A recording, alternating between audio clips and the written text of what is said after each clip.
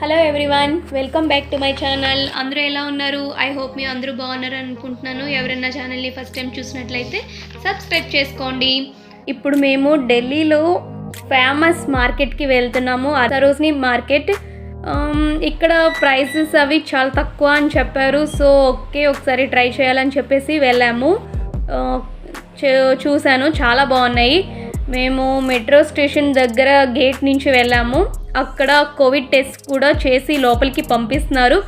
A to Z అన్నీ ఉన్నాయండి. Clothes అయితే బ్రాండెడ్ ఉన్నాయి, కానీ అవి బ్రాండెడ్ కాదు, జస్ట్ అలాగా ట్యాగ్స్ ఉన్నాయి అంతే. ఇక్కడ సీజన్ బట్టి మనకి డ్రెస్సెస్ ఉంటాయి. అండ్ అక్కడ షాపింగ్ చేసేసి మేము రెడ్ ఫోర్ట్కి వెళ్తున్నాం. ఇది అంతా చాందినీ చౌక్ మార్కెట్. అండ్ ఇక్కడ అయితే ఇంకా చాలా తక్కువ ప్రైసెస్ ఉన్నాయి. మొత్తం అన్నీ కూడా ఇక్కడ బెస్ట్ అండి మనం షాపింగ్ చేయాలి అంటే. అండ్ ఈ పక్కన మనకి జైన్ లాల్ మందిర్ ఉంది, రెడ్ కలర్లో కనిపిస్తుంది కదా, అది జైన్ లాల్ మందిర్. ఆ జైన్ లాల్ మందిర్కి ఆపోజిట్లోనే మనకి రెడ్ ఫోర్ట్ ఉంటుందండి. రెడ్ ఫోర్ట్కి అయితే మనం వచ్చేసాం ఇప్పుడు. దీనికి 2 గేట్స్ ఉంటాయి, గేట్ 1, గేట్ 2. గేట్ 2 దగ్గర మనకి టికెట్స్ ఇస్తారు. సో గేట్ 1 నుంచి గేట్ 2కి వెళ్ళాలి. అది అప్రాక్సిమేట్లీ ఒక 1.5 కిలోమీటర్ ఉంటుంది. అక్కడికి వెళ్ళి మనం టికెట్స్ తీసుకోవాలి. అండ్ ఇప్పుడు లోపలికైతే ఎంటర్ అయిపోయాం.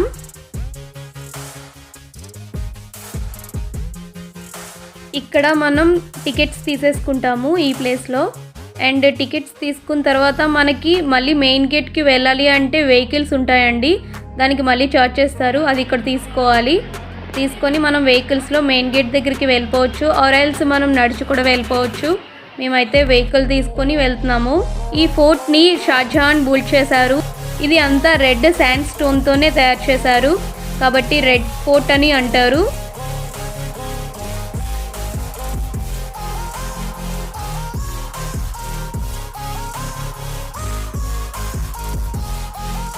మనకి స్వాతంత్రం వచ్చినప్పుడు ఫస్ట్ టైం ఇక్కడే ఫ్లాగ్ హోస్టింగ్ చేశారు. దీని అసలు పేరు కిలా-ఏ ముబారక్.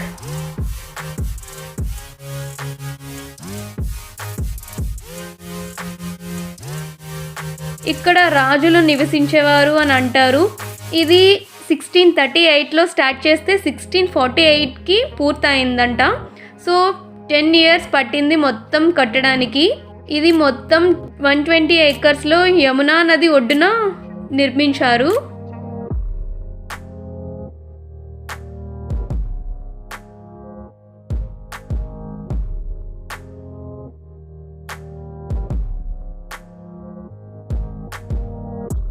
మెయిన్ గేట్ దగ్గరికి వచ్చేసాం ఇప్పుడు.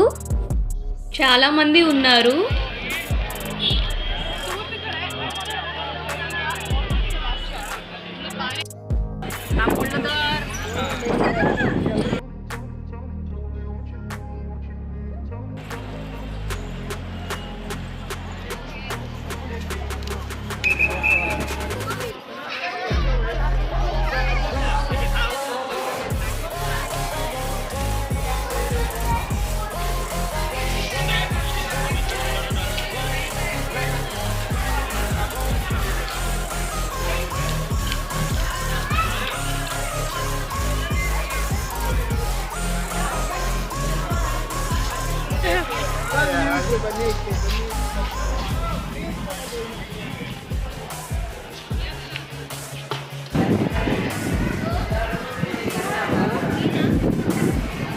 లోపల కూడా షాపింగ్ ఉందండి. ఇక్కడ కూడా చాలా వెరైటీస్ ఉన్నాయి అండ్ ప్రైసెస్ కూడా రీజనబుల్గానే ఉన్నాయి.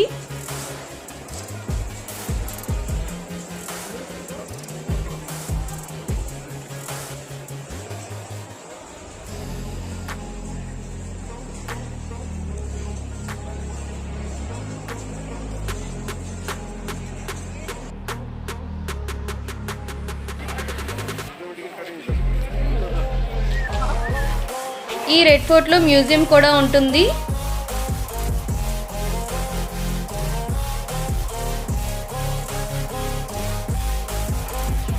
ఇక్కడ లోపల చూడటానికి అయితే అంత ఎగ్జైట్ అయ్యి చూసేది ఏమి ఉండదండి. జస్ట్ నార్మల్గా ఒక కోటలు ఉంటాయి.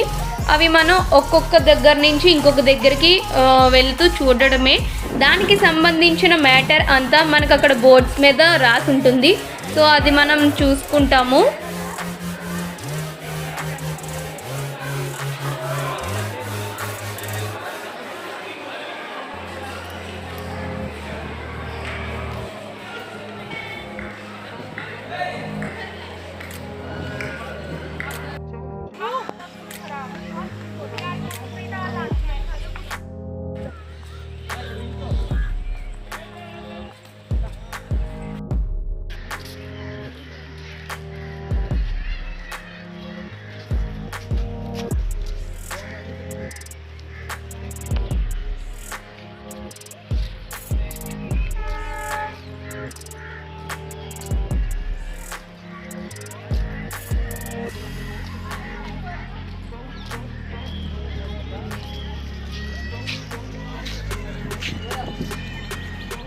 మార్బుల్తో తయారు చేసిన మండపాలు అవి ఉన్నాయి.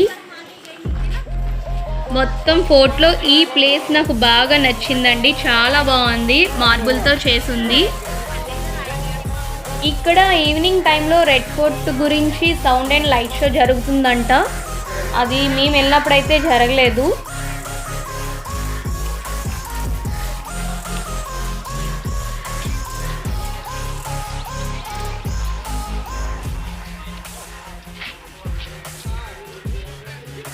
మా ట్రిప్ మొత్తంలో లాస్ట్ డే మేము ఎప్పుడైతే ఉన్నామో అప్పుడు వర్షం పడిందండి. మిగతా డేస్ అన్నీ ఫుల్గా ఎండలు ఉన్నాయి.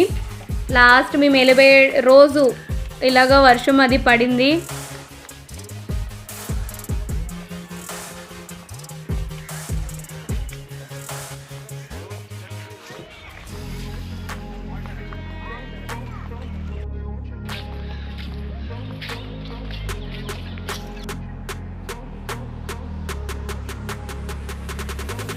అండ్ ఇప్పుడు మేమైతే చాందినీ చౌక్లో శ్రీ గౌరీ శంకర్ ఆలయం అయితే ఉంది.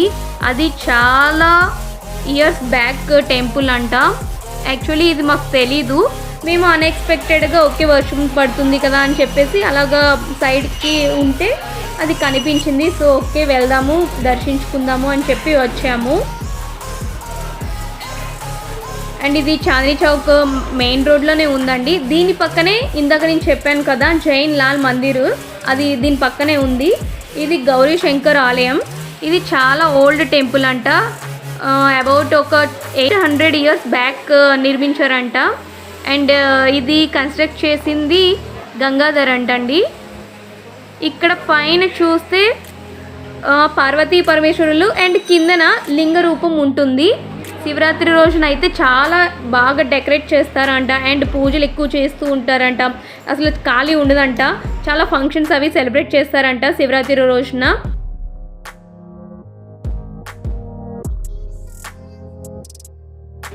అండ్ ఇక్కడ మనకి మెయిన్ టెంపుల్ అయితే గౌరీ శంకర్ ఆలయం.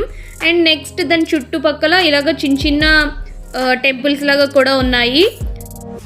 ఇది రాముడి ఆలయం. అండ్ అలాగా హనుమాన్ ఉన్నారు. తర్వాత మాతాజీ మందిర్ ఉంది. ఇలాగ చిన్న చిన్న టెంపుల్స్ ఇలా ఉన్నాయి. ఇక్కడ వినాయకుడు టెంపుల్ ఇలా ఉన్నాయి. అండ్ లోపలగా ఇలా చూడండి, చాలా బాగుంది. పాలరాయితో ఇలాగ చెక్కేసి ఉంది, చాలా బాగుంది. అండ్ ఇప్పుడైతే మీకు ఒకటి చూపిస్తాను చూడండి. నిజంగా ఇదైతే చాలా బాగా అనిపించింది చూడడం.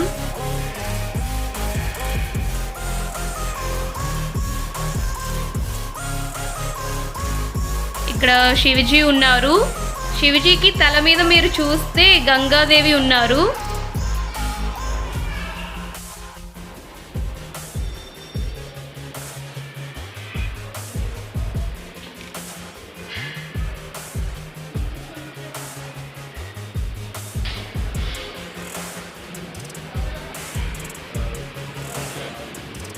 ఇలాగా చిన్న చిన్న టెంపుల్స్ అయితే చాలా ఉన్నాయండి. చాలా బాగుంది నిజంగా. లోపల వ్యూ అయితే సూపర్గా ఉంది. టెంపుల్ ఒకసారి ఎలా అయినా విజిట్ చేయాలి.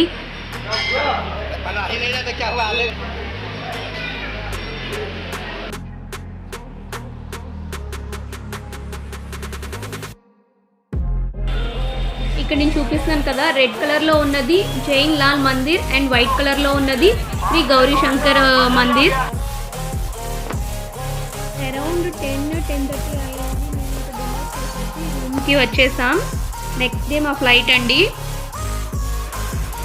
నెక్స్ట్ డే 4కి మా ఫ్లైట్. మేము కొంచెం అలా రెస్ట్ తీసుకొని 11 కల్లా స్టార్ట్ అయ్యి అప్పుడు ఢిల్లీ ఎయిర్పోర్ట్కి వెళ్ళాము. ఇప్పుడు నేను చూపించేదంతా ఢిల్లీ ఎయిర్పోర్ట్.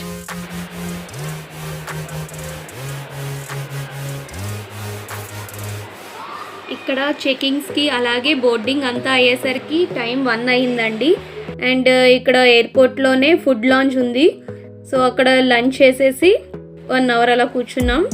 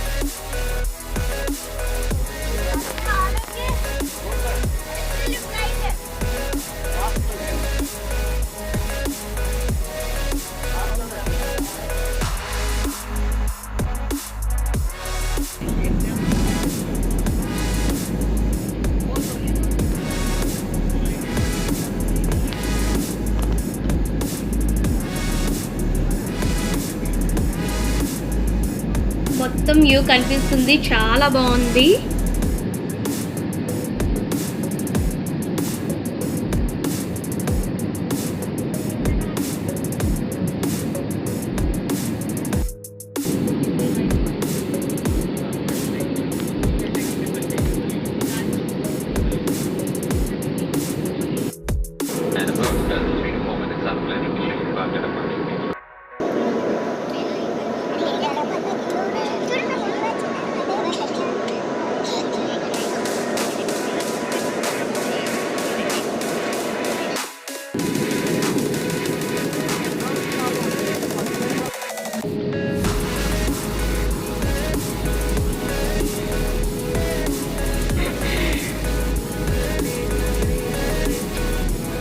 వెళ్ళేటప్పుడు ఎంతైతే ఎగ్జైట్మెంట్తో వెళ్తామో వచ్చేటప్పుడు అంత ఎగ్జైట్మెంట్ ఉండదు. చాలా డల్గా వస్తాము. అబ్బా అప్పుడే అయిపోయింది టూర్ అని చెప్పేసి మనం ఫీల్ అవుతాము. అండ్ అలాగే ఇంకా నెక్స్ట్ డే నుంచి యాజ్ యూజువల్గా మన డేస్ రొటీన్గా ఉంటాయి అన్నట్టు ఉంటుంది. మళ్ళీ ట్రిప్ ఎప్పుడు వేసుకుంటాము అన్నట్టు ఆలోచిస్తాము. సో ఇప్పుడైతే మేము ఢిల్లీ నుంచి వైజాగ్కి రీచ్ అయిపోయాము. అండ్ నా టూర్లో మొత్తం నేను మంచి ప్లేసెస్కి అయితే వెళ్ళాను. నా వీడియోస్ అన్నీ నేను ఎక్స్ప్లోర్ చేసి పెట్టాను. ఎవరైనా ఇంకా చూడని వాళ్ళు ఉంటే చూడండి.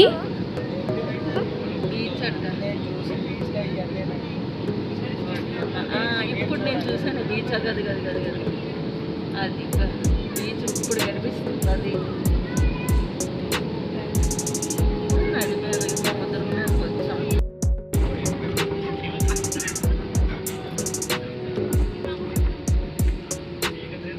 ఇప్పుడే మా ఫ్లైట్ ల్యాండ్ అయ్యింది. ఓవరాల్గా మా జర్నీ 2.5 hours పట్టింది. 6:30 అలా అయింది టైం. మేము వైజాగ్ ఎయిర్పోర్ట్కి వచ్చేసాం. ఫుల్ టైర్డ్ అయిపోయాము. ఇంకా ఈ వీడియోని ఇంతటితో ఎండ్ చేస్తున్నా.